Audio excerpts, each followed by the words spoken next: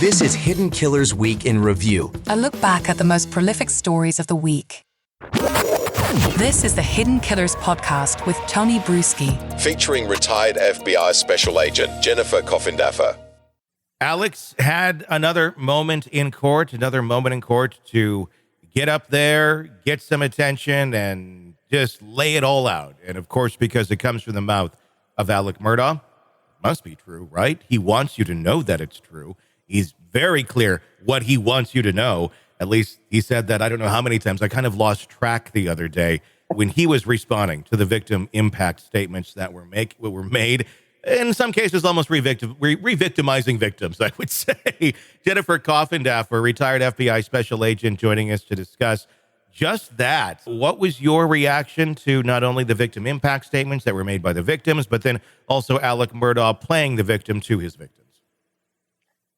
Oh, Tony, that's one of those situations that he is the epitome of what we call self-serving statements.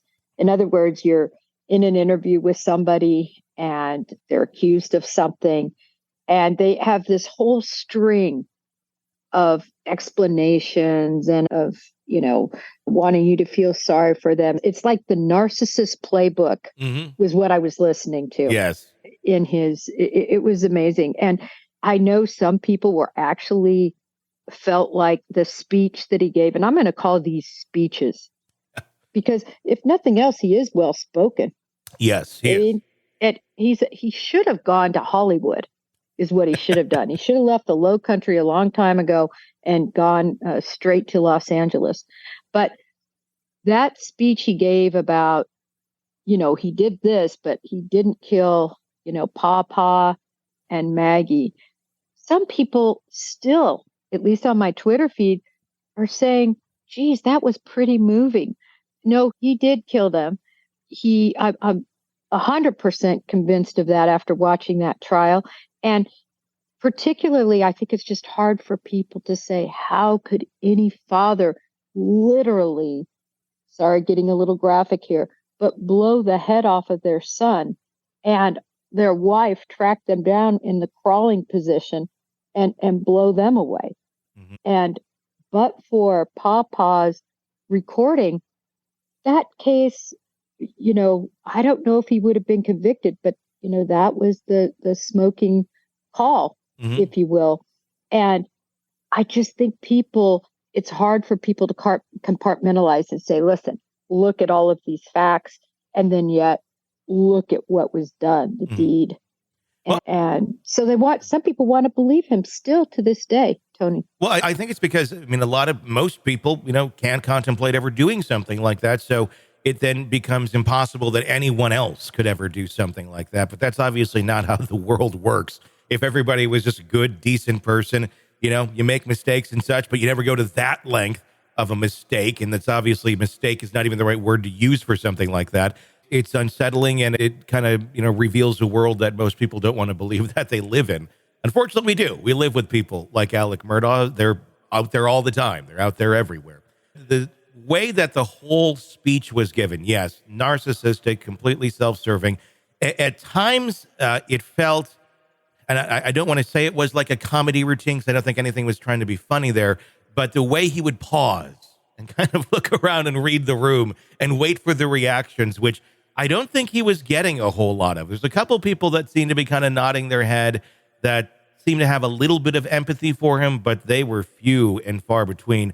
Felt like most people in there were thinking, I'm never going to get these 45 minutes of my life back. What were your thoughts on those moments? Yeah, no, I agree with you. And what I also, just to expand on that, what I found interesting was the juxtaposition between the true victim statements and Alec's statements.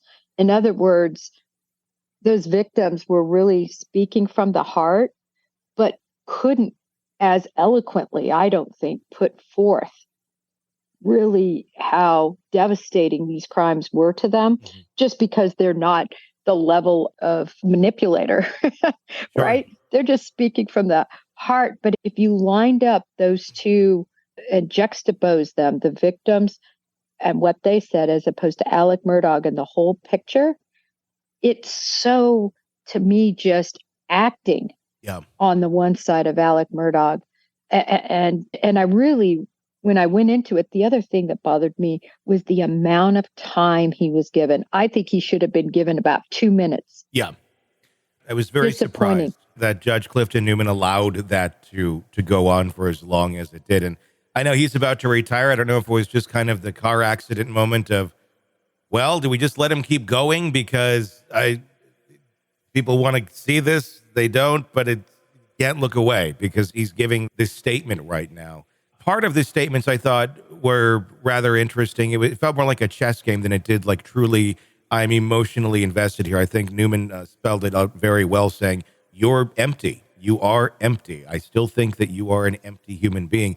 I mean, especially to the points where he was correcting some of the views, the feelings of his victims, especially saying, it was only me and Maggie that raised the boys, nobody else, when it was implied that Gloria Satterfield played a major role in raising those children, because she did. I found it odd, the moments that he wanted to interject and correct, if you will, at that place and time where it didn't feel like the right place or time to do something like that.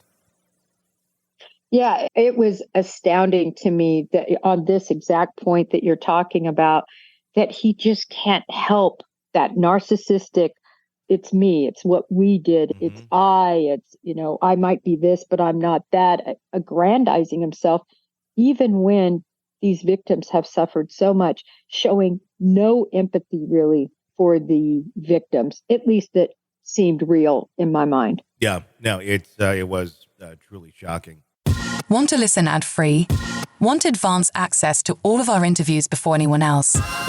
Become a True Crime Today Premium Plus subscriber on Apple Podcasts. You get every episode commercial-free, so you can binge on true crime until you can binge no more. Search True Crime Today Premium Plus on Apple Podcasts now, or go to our podcast page and sign up now. More of the Hidden Killers podcast next.